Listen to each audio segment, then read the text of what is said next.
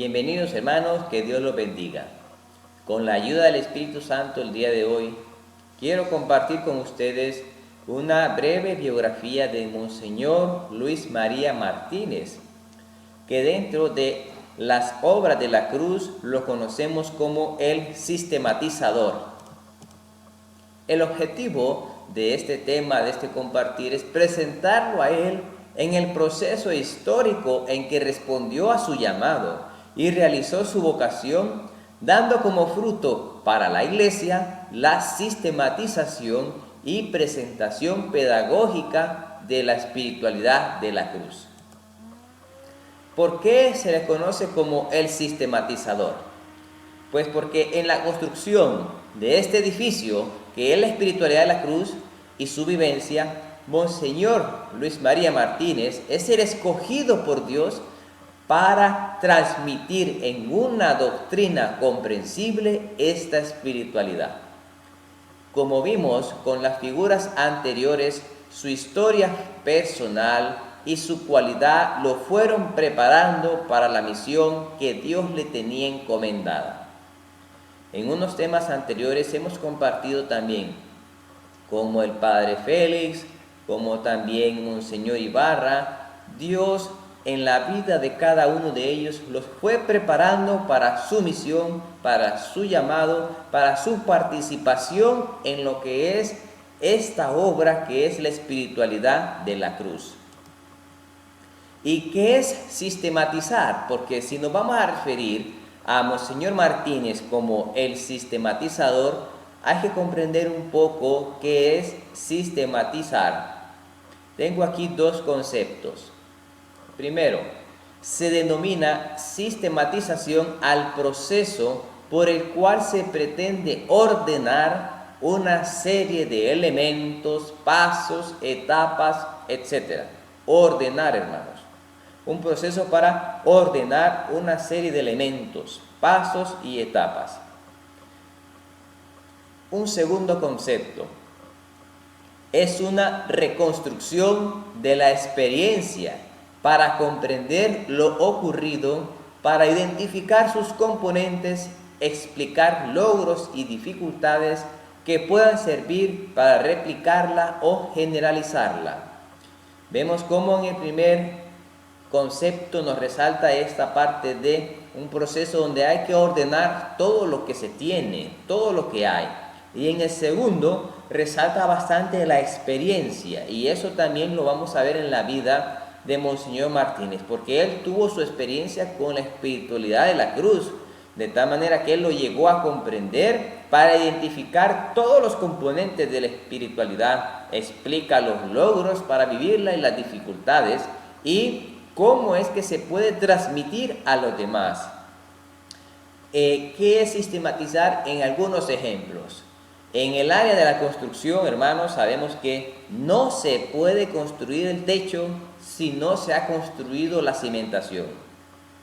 O sea, lo estoy poniendo al revés para que esto que ya hemos visto nosotros en muchos lugares, es un proceso sistemático la construcción. Se va desde lo que está a nivel de suelo y se empieza a construir hacia arriba. No se puede de otra forma. En el área de educación, hermanos, una persona, un niño de 5 o de 6 años, no puede entrar a un 6º grado de educación. Tiene que empezar por su preparatoria o su kinder y después ir avanzando de año en año, de grado en grado. La educación es sistemática y en cada grado se le van enseñando cosas que son diferentes a las anteriores, pero que son de manera consecutiva, de que un grado es la base para el siguiente grado.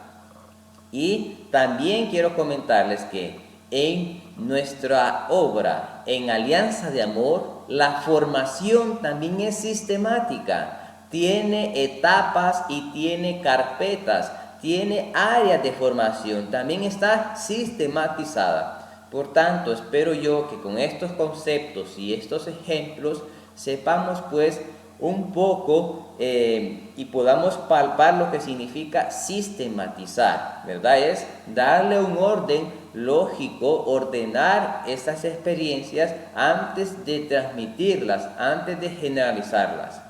Tenemos el ejemplo de la construcción, el ejemplo de la educación y también de la formación en alianza de amor.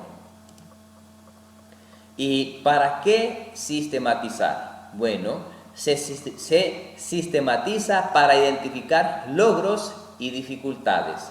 Los logros para replicar, mejorar y adaptar. Las dificultades para identificar problemas, reajustar estrategias. Ahora ya vimos un poquito de este concepto, vamos a comenzar a hablar de la vida de Monseñor Martínez. Ahí tenemos a una imagen donde se refleja un poco en sus gestos la manera espontánea de su personalidad. Ahí dice en letra pequeña de esta imagen que Monseñor Martínez saluda con una característica jovialidad. En su personalidad, Monseñor Martínez tiene variados aspectos. Es como un diamante de múltiples facetas y así se puede estudiar al filósofo, al teólogo, al maestro, al educador, al superior, al sociólogo, al orador sagrado, al escritor, al poeta, al director de almas, al humanista, al místico. Todo esto, hermanos, está dentro de la personalidad de Monseñor Martínez, que completa su personalidad muy variada, muy diversa. Por eso el ejemplo y la comparación con un diamante.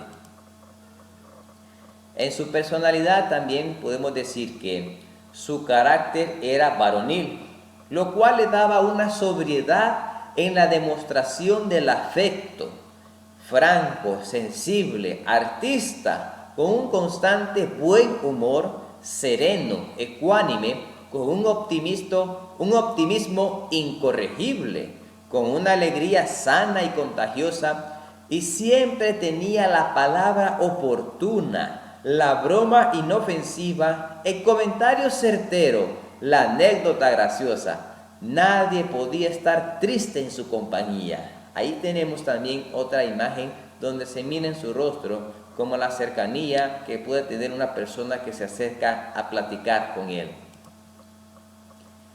Los rasgos sobresalientes de su personalidad fueron la alegría, el optimismo, la bondad y el entusiasmo, todo ello brotado de su profunda vida interior y constante presencia de Dios, alimentada durante largas horas de oración. Qué bonito, hermanos, saber de dónde procedían todos estos rasgos sobresalientes de su personalidad. Porque si nosotros los queremos, ya sabemos qué es lo que tenemos que hacer. Dedicar mucho tiempo a la oración y al trabajo de nuestra vida interior. Algunos datos personales de Monseñor Martínez. Su nombre completo, Luis Gonzaga María Martínez Rodríguez. Nació en la hacienda Molinos de Caballero, Michoacán, el 9 de junio de 1881, en México. Sus padres, desde antes de nacer, lo consagraron a la Santísima Virgen. Qué bonito, hermanos, esto. A veces nosotros nos olvidamos de la Virgen o de consagrar a nuestros hijos desde que estaban pequeños. Pero qué importante es consagrarlos a la Virgen María, consagrárselos al Sagrado Corazón de Jesús desde pequeños, incluso desde antes de la concepción o durante la gestación ahí en el vientre de la madre. Hechos que marcaron su vida. Ahí lo podemos ver, ya con una cara más joven, cuando él también ya era obispo. Apenas tenía 11 días de nacido. La imagen no va en relación al tiempo de lo que vamos hablando, pero sí para que ustedes vayan viendo en la relación cómo Monseñor Martínez fue caminando por el camino que Dios le llevaba. Cuando tenía apenas 11 días de nacido, una enfermedad imprevista arrebató a su padre en la plenitud de su vida. sea que muy temprana edad, Monseñor Martínez perdió a su padre. Su madre se fue a vivir con su hermano, el padre Casimiro Rodríguez, un virtuoso sacerdote vicario de la hacienda. A los 9 años y medio, entró al seminario de Morelia. Su carrera fue brillantísima y se mantuvo a la cabeza de sus compañeros. Eran sobresalientes su memoria privilegiada y su inteligencia clarísima. Teniendo 20 años, ya había terminado sus estudios en el seminario, pero tuvo que esperar hasta los 23 años para ser ordenado con el indulto de la Santa Sede. El 20 de noviembre de 1904 recibió el sacramento del orden con el grado de presbítero en la capilla del arzobispado. Ahí tenemos una imagen cuando Monseñor Martínez fue ordenado sacerdote. No cambia mucho la cara de él con el tiempo. Sobresaliente para su misión, Monseñor Martínez. Fue un filósofo notable, tanto que fue elegido para tomar parte en un congreso científico en México en 1912. Sus estudios de filosofía, llevados tan a fondo, fueron algo verdaderamente providencial, pues con la recia disciplina de su inteligencia y de su razón, puso Dios los fundamentos sólidos para los estudios tan difíciles como peligrosos de la mística, a que años después se dedicó especulativa y prácticamente en la dirección de las almas y en su propia vida interior. Hermanos, qué gracia la que tuvo él y estos dones que Dios puso en la vida de Monseñor Martínez, esa inteligencia que le dio, ese don de ciencia que Dios le ha dado a este santo, pues los puso en práctica para estudiar lo que es la mística. O sea, nos referimos a Conchita como una mística. En toda esa relación mística que tuvo Conchita, Monseñor Martínez, Dios le permitió tener esos dones y la oportunidad para poder estudiar a profundidad lo que implica esa relación mística de algunas almas con Dios. Y entonces esto le va a permitir más adelante saber dirigir bien a Conchita como su director espiritual y a muchas otras almas que él pudo dirigir. Este estudio fue fundamental en la vida de Monseñor Martínez para poder orientar y dirigir a muchas almas. La influencia de su mamá en la vida interior. Tenemos ahí la imagen de la mamá, se parecía mucho a Monseñor Martínez. Lo inició su madre, que era un alma piadosa y espiritual. Ella le inculcó el horror al pecado, qué bonito, le inculcó el horror al pecado y el amor de Dios sobre todas las cosas. La primera libreta de notas personales que revelan los comienzos de su vida espiritual empiezan cuando Monseñor Martínez tenía 14 años y medio. En esa época yo no escribía nada en mi vida interior, más me dedicaba a jugar fútbol y a los estudios. Pero Monseñor Martínez a los 14 años y medio llevaba su propio libro donde escribía su vida espiritual. En ella se puede ver que en serio tomaba la vida espiritual desde su adolescencia. Qué gran influencia la que tuvo su mamá y muy positiva. No se menciona influencia de su papá porque su papá murió cuando Monseñor Martínez era apenas un bebé. El servicio pastoral. Fue prefecto de disciplina en el seminario de Morelia. Luego pasó a ser vicerrector y después rector. En junio de 1923 fue nombrado obispo auxiliar de Monseñor Leopoldo Luis y Flores, arzobispo de Michoacán. En 1933, o sea 10 años después, la Santa Sede le confió el gobierno de la diócesis de Chilapa como administrador apostólico. Fue un psicólogo de fina observación, Monseñor Martínez, hasta el punto de subyugar a las multitudes. Supo descubrir los resortes misteriosos que deben ser tocados en el espíritu del hombre para conducir las inteligencias, oigan bien, sin forzarlas, sin atrofiarlas, sin desnaturalizarlas, a las más empinadas cumbres del saber.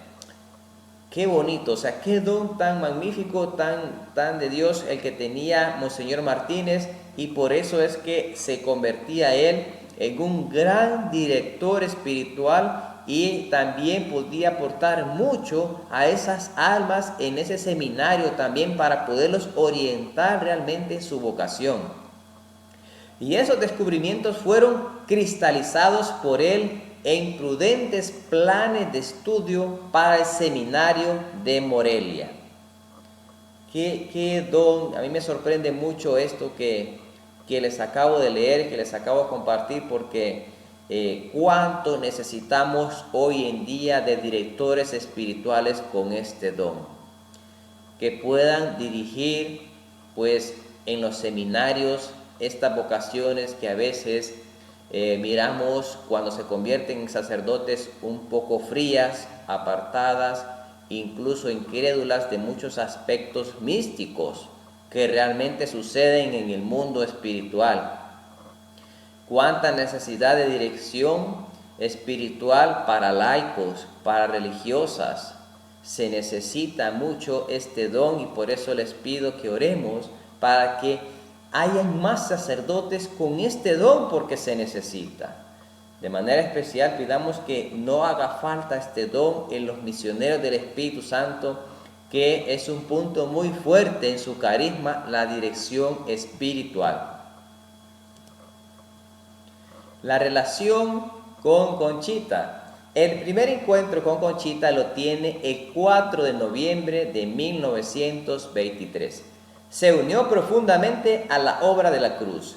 Después de 2 encuentros, le dio los primeros ejercicios espirituales en 1925, hasta poco antes de la muerte de Conchita en 1936. O sea que cuando Monseñor Martínez conoce a Conchita, él conoce las obras de la cruz, empieza a escuchar de la espiritualidad de la cruz, inmediatamente se unió, dice, profundamente a la obra de la cruz, y acompañó a Conchita en dirección espiritual, dándole ejercicios espirituales cada año hasta casi un momento antes de su muerte.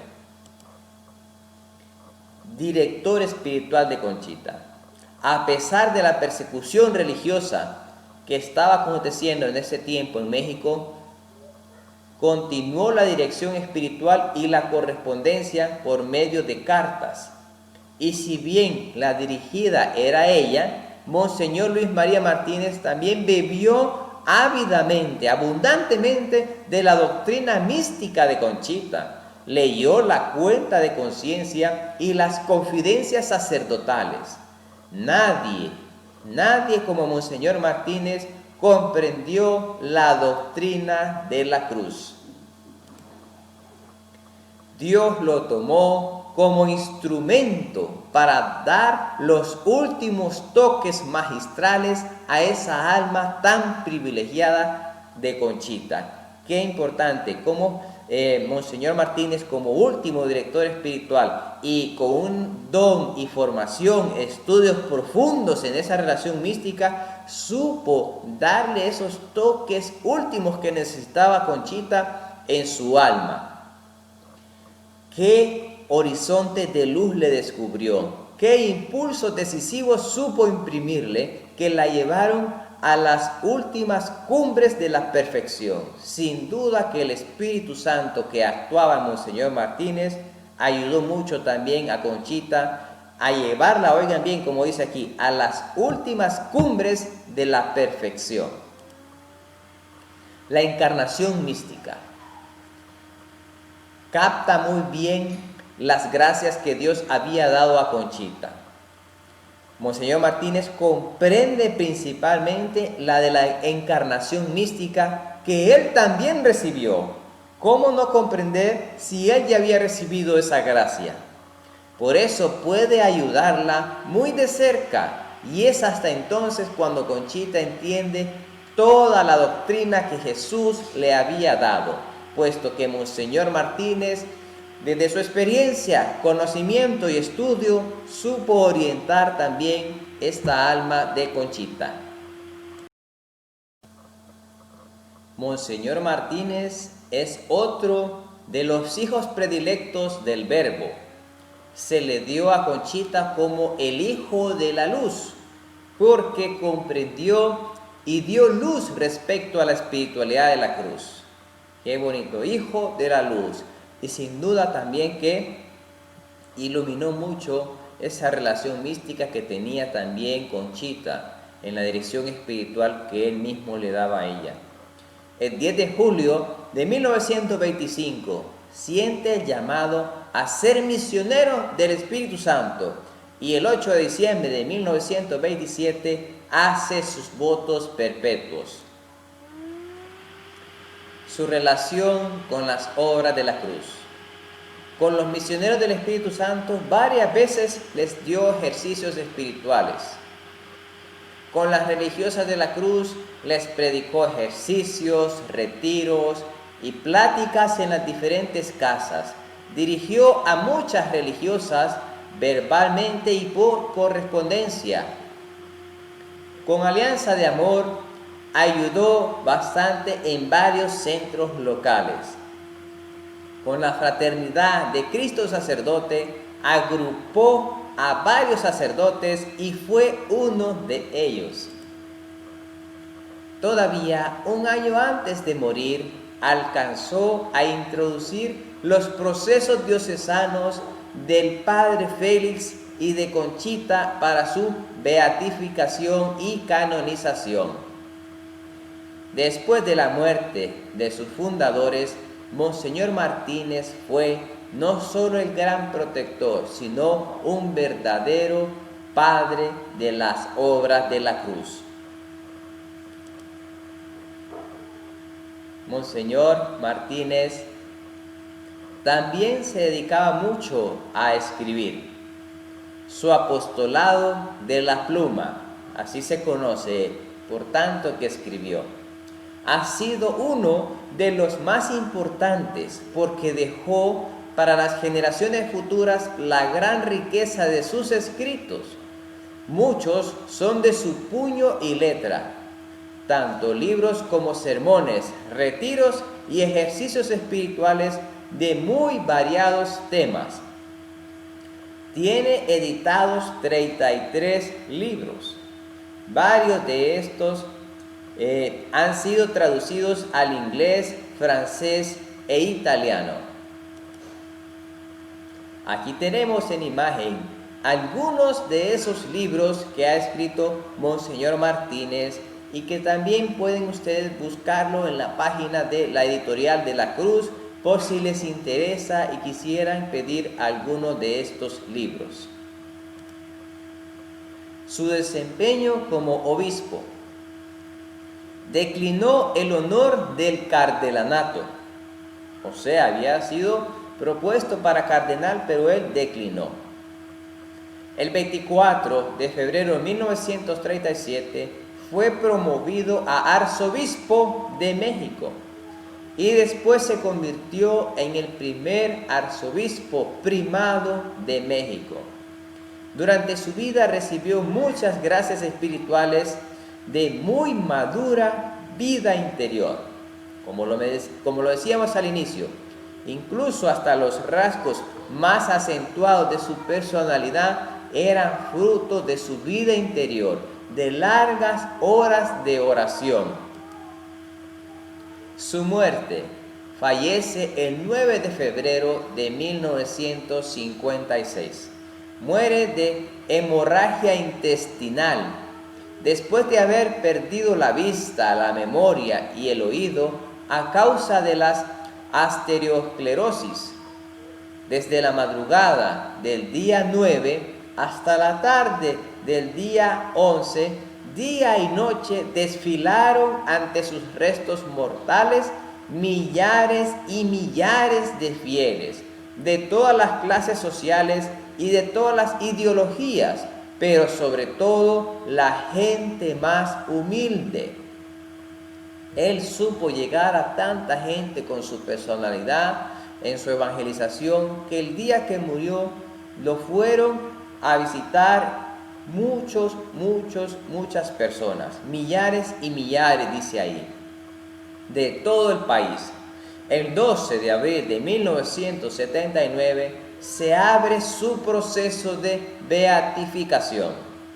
Aquí tengo a un lado una imagen de un libro que se titula Biografía de un hombre providencial, el cual se recomienda altamente para poder conocer un poco más a profundidad, con mayor cercanía, la vida de Monseñor Martínez.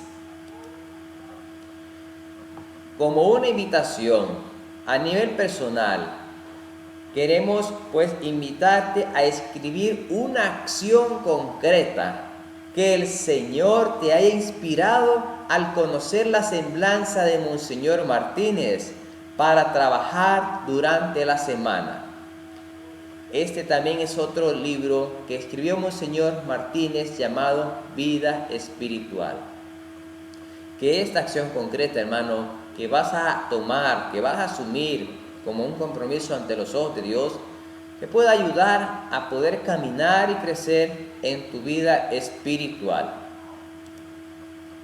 Te agradezco el tiempo y la atención prestada para esta presentación de lo que es la vida de Monseñor Martínez, que nada más es una semblanza, porque realmente hay libros completos que hablan de la vida de él, puesto que él escribió mucho. Jesús, Salvador de los hombres, sálvalos, sálvalos. Que Dios los bendiga y que pasen un feliz día.